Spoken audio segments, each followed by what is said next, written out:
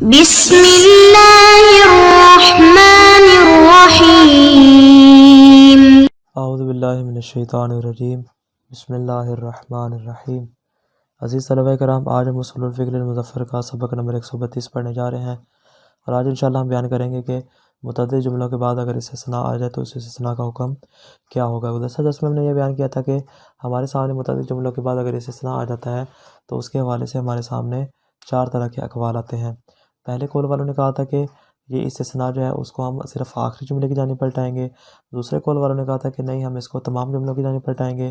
تیسرے قول والوں نے کہا تھا کہ نہ یہاں پہ ہم آخری جملے کی جانب پلٹائیں گے، نہ ہم اس کو تمام جملوں کی جانب پلٹائیں گے، بلکہ یہاں پہ ہم حکم عقل کے مطابق فیصلہ کریں گے۔ چونکہ عقل کہتی ہے کہ آخری جملہ قدر متیقن ہے تو اس پر عمل کریں گے، لیکن اس سے پہلے والے جملوں کے اعتبار سے کلام مجمل ہو جائے گا۔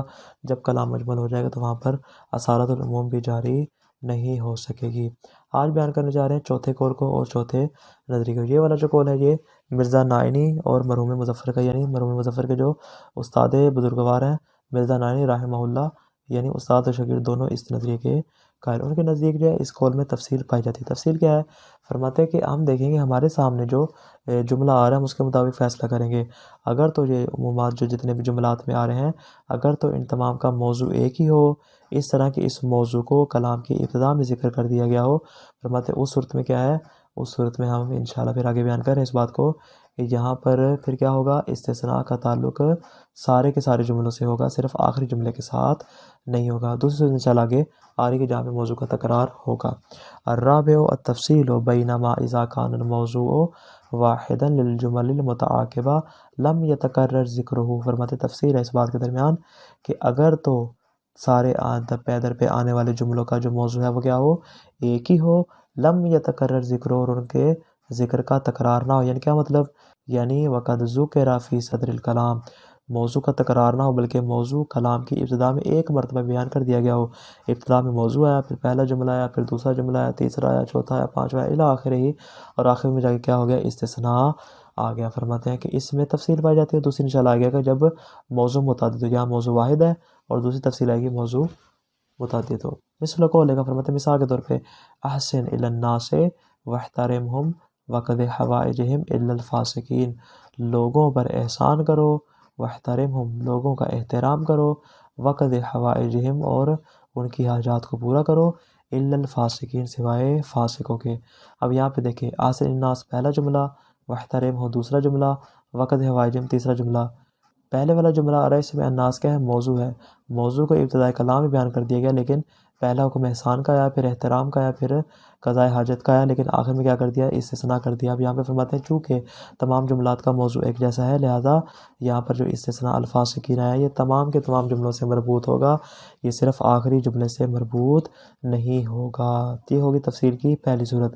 آگے بیان کرنے جا رہے ہیں تفصیل کی دوسری صورت کو۔ فرماتے ہیں وَبَيْنَ مَا إِذَا كَانَ الْمَوْضُوعُ مُتَكَرِّرًا ذِكْرُهُ، فرماتے ہیں اس صورت میں کہ جب موضوع کیا ہو، اس کا ذکر تکراری ہو، یعنی موضوع کو ایک مرتبہ ذکر نہ کیا گیا بلکہ بار بار ذکر کیا گیا ہو، لِكُلِّ جُمْلَةٍ اور ہر جملے کا اپنا ایک مستقل موضوع ہو، کالآیۃ الکریمۃ المتقدمہ جیسا کہ گزشتہ آیت مجیدہ جو ہے وہ اسی بات کی نشانی ہے۔ فرماتے ہیں وَإِنْ كَانَ الْمَوْضُوعُ فِي الْمَعْنَى وَاحِدًا فِي الْجَمِيعِ، فرماتے ہیں اگرچہ تمام کے اندر جو ہے وہ معنی ایک ہی کیوں نہ ہو، اس کے باوجود بھی یہاں پر حکم اس کا کیا ہوگا، حکم اس کا انشاءاللہ آگے بیان کر رہے ہیں کہ اس صورت میں استثناء جو ہوگا وہ صرف آخری جملے سے مربوط ہوگا، پہلے والے جملوں کے ساتھ اس کا کوئی تعلق نہیں ہوگا۔ مثال اس کی فرماتے ہیں کہ اس کی مثال وہی جو ہم نے گزشتہ آیت مجیدہ دی، اس کے علاوہ ہم اس کی دوسری مثال بھی پیش کرتے ہیں، وہ کیا ہے، اکرم العلماء وکرم السادات وکرم المساکین الا الفاسقین منہم، علماء کا احترام کرو، سادات کا احترام کرو،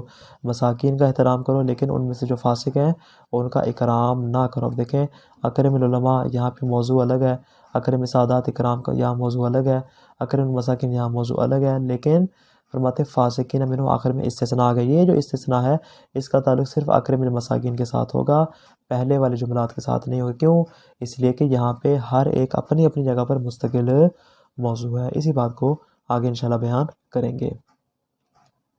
فرماتے ہیں فَإِن كَانَ مِن قَبِيلِ الْأَوَّلِ، فرماتے ہیں اب یہاں سے تفصیل بیان کریں، حکم بیان کریں. پہلے تفصیل بیان کی، دو طرح کی تفصیل ہمارے سامنے دو صورتوں میں آتی ہے.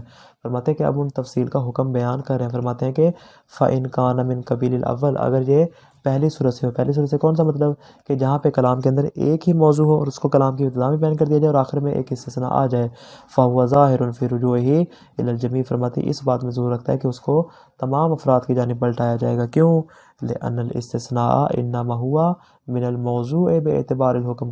فرماتے ہیں یہاں پہ جو استثناء آ رہا ہے، استثناء کا فرماتے ہیں جو استثناء ہوتا ہے اس کا مطلب کیا ہوتا ہے کہ وہ حکم کے اعتبار سے موضوع سے متعلق ہوتا ہے. یعنی استثناء ہمیشہ جو تعلق رکھتا ہے براہ راست وہ موضوع سے رکھتا ہے. کیوں؟ اس لیے کہ اس نے موضوع کے اعتبار سے دیکھنا ہوتا ہے کہ حکم کے اعتبار سے اس کو خارج کیا جائے یا خارج نہ کیا جائے. اور موضوع کہاں پر ہے؟ والموضوع لم یذکر الا فی صدر الکلام فقط، اور موضوع صرف کلام کی ابتدا میں آیا ہے. اور یہ موضوع کیا ہے؟ سب میں ایک جیسا ہی ہے. جب موضوع ایک جیسا ہے تو اس کا مطلب استثناء کیا کرے گا؟ اس موضوع سے بعض افراد کا خروج حکمی ثابت کر دے گا. جب حکمی ثابت کر دے گا فلا بد من رجوع الاستثناء، فلا بد من رجوع الاستثناء الیہ، استثناء بھی اسی موضوع کی جانب پلٹے گا. فیرجع الی الجمیع، پس تمام کی جانب کیا ہے؟ استثناء کو پلٹایا جائے گا. چونکہ سب کا موضوع ایک ہے تو ان سب کا استثناء بھی کیا ہوگا؟ ایک ہی ہوگا. یہ ہوگی تفصیل کی پہلی صورت. آگے بیان کریں دوسری صورت کو. فرماتے ہیں وَإِن كَانَ مِن قَبِيلِ الثَّانِي، اگر کیا ہو جملات متعدد ہوں دوسری صورت میں. یعنی کیا مطلب؟ جہاں پہ موضوعات کا تکرار ہو، موضوع متعدد ہوں. فرماتے ہیں اس صورت میں جو استثناء ہوگا اس کا تعلق صرف آخری جملے سے ہوگا اور باقی جملے جو ہے وہ اپنے عموم پر اسی طرح باقی رہیں گے. کیوں؟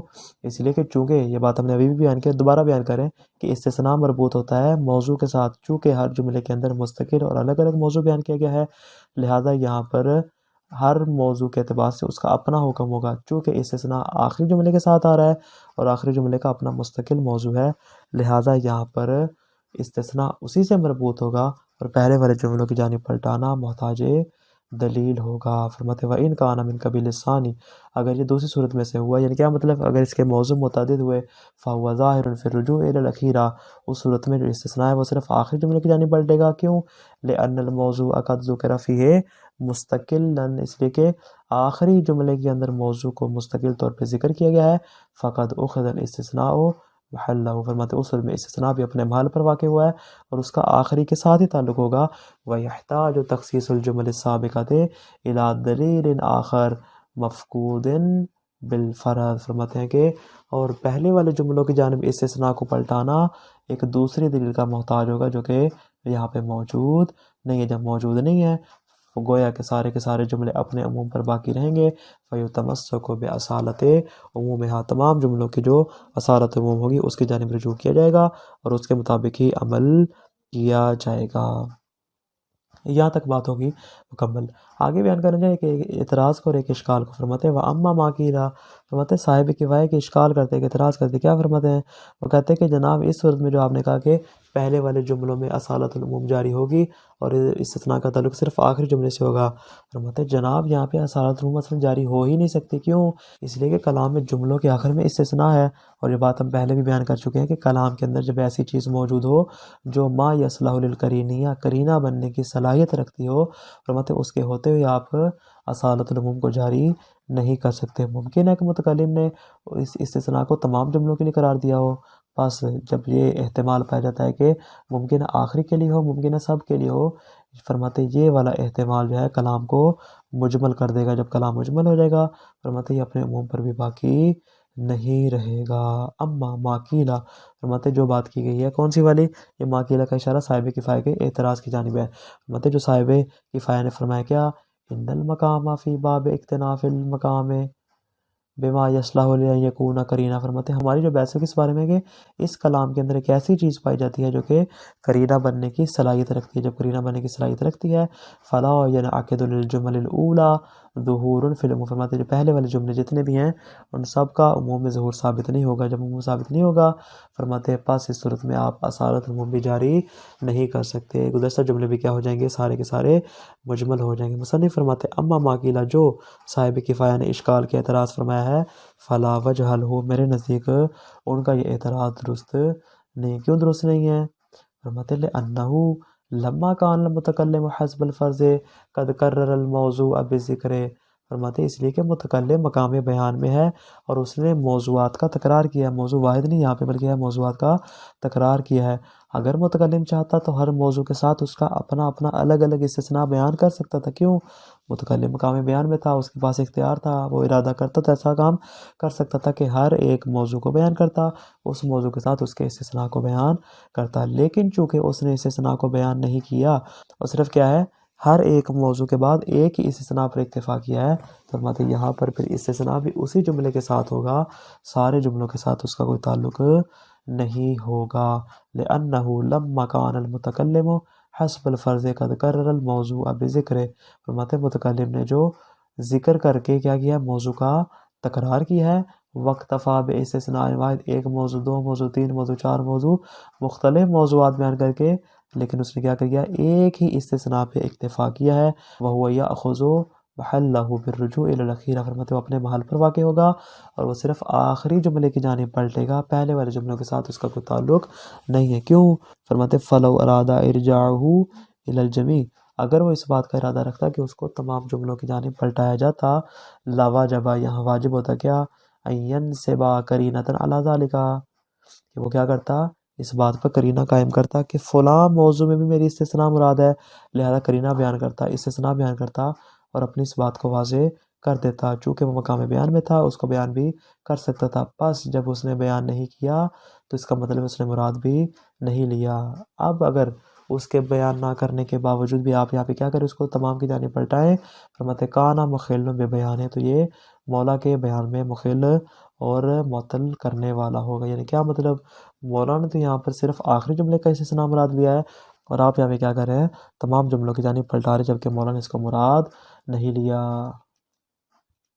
آگے فرماتے ہیں وَهَذَا الْقَوْلُ الرَّابِعُ هُوَ أَرْجَحُ الْأَقْوَالِ، اب تک ہم نے 4 اقوال بیان کر دیا، مصنف یہاں سے نتیجہ دینے جا رہے ہیں، کیا کہتے ہیں، میرے سامنے جو 4 کے 4 اقوال ہیں ان میں سے جو یہ چوتھا قول ہے ہوا ارجح الاقوال، میرے نزدیک سب سے زیادہ بہتر قول، یہ ارجح کیوں قرار دیا، اس کی دلیل آگے بیان کریں، فرماتے ہیں وَبِهِ يَكُونُ الْجَمْعُ بَيْنَ كَلِمَاتِ الْعُلَمَاءِ، فرماتے ہیں یہی تو حقیقت میں چوتھا قول ہے کہ جس کی وجہ سے علماء کے کلمات آپس میں جمع ہو جاتے ہیں، یعنی اگر ہم چوتھے قول کو اختیار کرتے ہیں جو باقی جو دیگر اقوال ہیں ان کی یہ درمیانی راہ قرار پا جاتی ہے، یعنی اسی قول سے باقی قول جو ہے وہ نکلتے ہیں، وہ کس طرح جناب مصنف، فرماتے ہیں اس طرح کہ فمن ذهب الى القول برجوعه الى خصوص الاخیرہ، تھوڑا سا پیچھے جائیں گے، ہم نے کہا تھا کچھ افراد اس بات قائل ہیں کہ استثناء آخری جملے کی جانب پلٹے گا، تمام کی طرف پلٹانا محتاج دلیل ہے، فرماتے ہیں جو افراد اس بات کے قائل ہوئے ہیں کہ اس کو صرف آخری جملے کی جانب پلٹایا جائے گا، فلعلہ کان ناظرا الی مثل الآیۃ المبارکہ، فرماتے ہیں شاید انہوں نے اس گزشتہ آیت جو ہم نے بیان کی اس کی جانب دیکھا کہ التی تکرر فیہ الموضوع، کہ جس میں موضوع کا تکرار کیا گیا، چونکہ ہم نے بھی یہی کہا کہ جہاں پہ موضوع کا تکرار ہو وہاں صرف استثناء آخری کے ساتھ ہی مربوط ہوگا، فرماتے ہیں کہ جو افراد اس بات قائل ہیں گویا کہ وہ موضوع کے متکرر اور متعدد ہونے کے قائل ہیں، لیکن ومن ذهب الى القول برجوعه الى الجميع، لیکن وہ افراد جو اس بات کے قائل ہیں کہ اس استثناء کو سارے کے سارے جملوں کی جانب پلٹایا جائے گا، گویا کہ فلعلہ کان ناظرا الى الجمل التي لم يذكر فيها الموضوع الا في صدر الکلام، شاید وہ ان جملوں کے اعتبار سے بات کریں، ان کا نظریہ یہ ہو کہ ان کی مراد وہ والے جملے ہیں کہ جہاں پہ صرف ایک ہی موضوع ہو، موضوع کا تکرار نہ ہو اور اس موضوع کو بھی صدر کلام میں کلام کی ابتدا میں بیان کیا گیا، فرماتے ہیں کہ جو افراد تمام کے قائل ہیں وہ کیا کہیں گے، ان کے نزدیک موضوع ایک ہے، جو افراد آخری کی جانب استثناء کو پلٹاتے ہیں ان کے نزدیک موضوع متعدد، ہم بھی تفصیل اسی اعتبار سے دے رہے ہیں، تو لہٰذا ہمارے اس قول کے اندر دونوں اقوال جمع ہو جائیں گے، فیکون النزاع علی ھذا لفظی، فرماتے اس بنا پر یہ جو نزاع ہے نزاع لفظی ہوگا، ویقع التصالح بین المتنازعین، اور متنازعین جھگڑا کرنے والے اختلاف والوں کے درمیان کیا ہے تصالح اور صلح واقع ہو جائے گی، اس قول رابع کے اندر تمام کے تمام اقوال جمع ہو جائیں گے، البتہ فرماتے کہ مصنف نے یہاں پہ صرف 2 اقوال کو بیان کیا، جو قول ثالث تھا کہ جہاں پہ انہوں نے کہا تھا کہ نہ پہلے کی جانب پلٹے گا نہ تمام کی جانب پلٹے گا استثناء، بلکہ حکم عقل کی اتباع کی جائے گی، فرماتے ہیں اس کو مصنف نے بیان کیا، شاید ان کے نزدیک یہ والا قول قابل قبول نہ ہو، اس لیے مصنف نے اس کو رد کر دیا ہے۔ خلاصہ کیا ہوا آج کے درس کا، تیسرا قول تفصیل کا ہے جس کے مصنف قائل ہیں، اور وہ قول کیا ہے کہ اگر تمام جملات کا موضوع ایک ہو اس صورت میں استثناء تمام جملوں سے متعلق ہوگا، لیکن اگر تمام جملات میں متعدد موضوعات ہوں اس صورت میں استثناء کا تعلق صرف آخری جملے سے ہوگا، کیوں سارے اپنی جگہ مستقل ہیں۔ دلیل کیا ہے فرماتے ہیں دلیل یہ کہ استثناء کا تعلق موضوع سے ہوتا ہے، پہلی قسم میں چونکہ ایک موضوع ہے جو ابتدا میں ذکر کیا گیا لہذا استثناء تمام جملوں سے ہوگا، چونکہ موضوع سارے جملوں کا ایک ہے استثناء بھی سارے جملوں کا ایک ہی ہوگا۔ لیکن جو دوسری قسم ہے فرماتے ہیں اس میں چونکہ موضوعات متعدد ہیں اور آخری موضوع باقی موضوعات کی طرح مستقل ہے لہذا استثناء صرف اسی جملے سے ہوگا۔ اور فرماتے ہیں یہ جو میں نے قول اختیار کیا ہے اس قول میں دیگر دونوں اقوال کو بھی جمع کیا جا سکتا ہے، اس طرح کہ جو تمام کے استثناء کے قائل ہیں ان کے نزدیک موضوع ایک ہے، لیکن جو آخر کے استثناء کے قائل ہیں ان کے نزدیک موضوعات متعدد ہیں۔ والسلام علیکم ورحمۃ اللہ وبرکاتہ۔